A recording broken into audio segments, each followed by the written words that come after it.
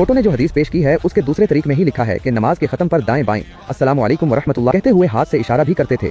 उससे ये साबित हुआ कि इस हदीस का ताल्लुक तशहुद से है, न कि तर्क रफ़ुल यदैन से। छोटे मिर्ज़ा के चेले ने बहुत ही बच्चों जैसा एतराज़ किया है कि ये दोनों हदीसें एक ही हैं, लेकिन दोनों हदीसों को गौर से पढ़ लेने से मालूम होता है कि दोनों हदीसों में बहुत फ़र्क है। पहला फ़र्क तो सनद पर है। एक हदीस जाबिर बिन समूरा रज़ियल्लाहु अन्हु से इमाम मुस्लिम तक एक सनद से पहुँचती है, तो दूसरी हदीस जाबिर बिन समूरा से इमाम मुस्लिम तक बिल्कुल ही मुख्तलिफ सनद से पहुँचती है।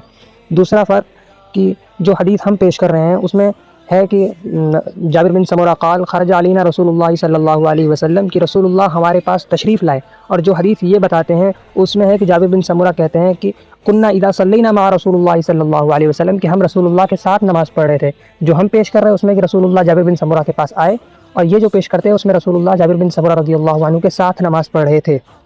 दूसरा फ़र्क कि जो हदीस हम पेश कर रहे हैं उसमें रसूलुल्लाह सल्लल्लाहु अलैहि वसल्लम इरशाद फरमाते हैं माली अराकुम राफ़िई ऐदीकुम कि मैं तुम्हें क्या देखता हूँ कि तुम रफ़ुल यदैन कर रहे हो।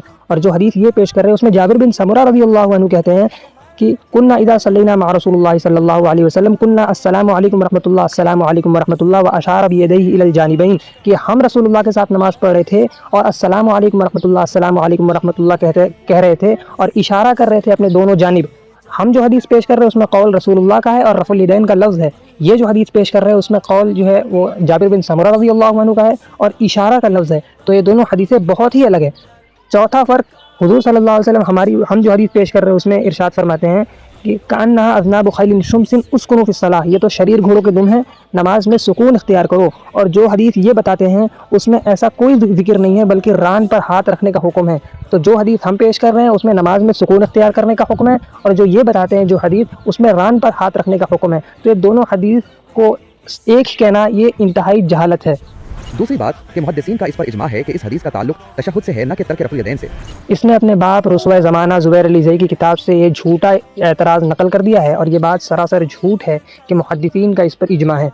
इमाम बुखारी के उस्ताद इमाम इब्न अबी शैबा और इमाम अब्दुर रज़्ज़ाक़ रहमहुल्लाह ने इस हदीस को सलाम के बाब में नहीं बल्कि दुआ के बाब में लाया है। तो इससे पता चलता है कि इस पर ऐसा कोई इजमा मौजूद नहीं।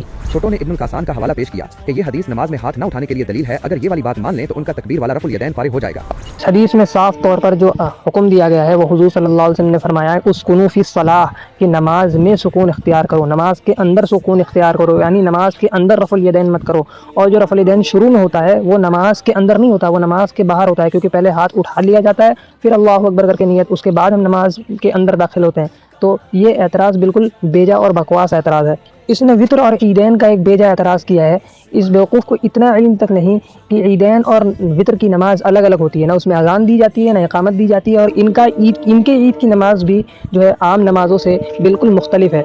ईद की नमाज और वितर की नमाज के लिए अलग दलाइल पेश किए जाते हैं, ये आम नमाजों की तरह नहीं है। अब देखते हैं कि मुहद्दिसीन की क्या राय है। हाफिज़ इब्न हजर अस्क़लानी कहते हैं इस हदीस को रफ़ुल यदैन के मानी पर दलील लाना दुरुस्त नहीं है। और आखिर में इमाम नववी फरमाते हैं कि इस हदीस से रफ़ुल यदैन के न करने पर इस्तिदलाल करने वाला जहालत कबीहा का मुर्तकिब है, और बात यह है कि रुकू में रफ़ुल यदैन करना सही और साबित है, जिसका रद्द नहीं हो सकता। आज तक जो लोग हमें ताना देते थे कि ये लोग हदीस न मानकर अबू हनीफा का कौल मानते हैं, यही लोग हुज़ूर सल्लल्लाहु अलैहि वसल्लम की सही हदीस जिसमें मौजूद है कि रफ़ुल यदैन मत करो, ये शरीर घोड़े की दुम है, इस सही हदीस को और इसे न मानने के बहाने में इमामों के कौल को पेश कर रहे हैं और इब्न हजर और इमाम नववी के कौल को पेश कर रहे हैं। आइए अब हम दिखाते हैं इमाम नववी क्या फरमाते हैं। इमाम नववी रहमहुल्लाह फरमाते हैं कि अबू हनीफा रहमहुल्लाह और इमाम सुफियान सौरी रहमहुल्लाह और अब्दुर्रहमान बिन अबी लैला रहमहुल्लाह ने जो तर्क रफ़ुल यदैन का मौक़िफ़ इख्तियार किया है, तो उन्होंने अब्दुल्लाह बिन मसूद और हज़रत अली और जाबिर बिन समूरा रज़ियल्लाहु अन्हु की हदीस से इस्तिदलाल किया है।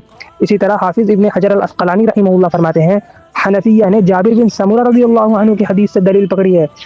इमाम आइनी रहमहुल्लाह फरमाते हैं कि अबू हनीफा रहमहुल्लाह और उनके असहाब और सुफियान सौरी और इब्राहिम नख़ई और अलक़मा बिन क़ैस और इमाम असवद बिन यजीद और अबू इसहाक़ सबई और इमाम खमसा, इमाम वकी इब्न जर्राह, इमाम आसिम बिन कुलैब, इमाम ज़ुफ़र और इमाम मालिक रहमहुल्लाह ने इब्न मसूद रज़ियल्लाहु अन्हु की हदीस और जाबिर बिन समूरा रज़ियल्लाहु अन्हु की हदीस से इस्तदलाल किया है। इसी तरह इमाम अबुल अब्बास क़ुरतुबी रहमहुल्लाह फरमाते हैं कि जाबिर बिन समूरा रज़ियल्लाहु अन्हु की हदीस इमाम अबू हनीफा रहमहुल्लाह की दलील है।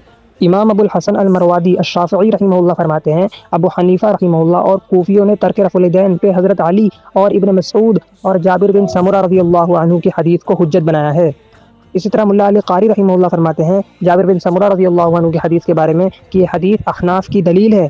इसी तरह अल्लामा क़ाज़ी अयाज़ अल मालिकी रहमहुल्लाह फरमाते हैं कि इब्न अल क़स्सार ने फरमाया इस हदीस से रफ़ुल यदैन का तर्क साबित होता है। अल्लामा सरख़शी रहमहुल्लाह ने भी इस हदीस से इस्तदलाल किया है।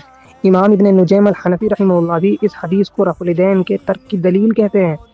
امام زیلعی رحمہ اللہ بھی نے بھی اس حدیث سے استدلال کیا ہے۔ شیخ الاسلام علامہ شبیر احمد عثمانی رحمہ اللہ اس حدیث کو ترک رفع الیدین کے دلیل کے طور پر پیش کرتے ہیں۔ اسی طرح شیخ الحدیث علامہ ظفر احمد عثمانی تھانوی رحمہ اللہ اپنی کتاب اعلاء السنن میں اس حدیث کو ترک رفع الیدین کے باب میں ذکر کرتے ہیں۔ امام ابن عبد البر المالکی رحمہ اللہ فرماتے ہیں کہ کوفیوں نے جابر بن سمرہ رضی اللہ عنہ کی حدیث کو حجت لیا ہے۔ امام المحدث شیخ زکریا کاندلوی المدنی رحمہ اللہ اس حدیث کو ترک رفع الیدین کے دلیل کے طور پر پیش کرتے ہیں۔ اب حضور صلی اللہ علیہ وسلم کی صحیح حدیث آنے کے بعد جسے عمل کرنا ہے کرے، اور جسے نہیں کرنا وہ گھوڑوں کی دم ہلاتے رہے۔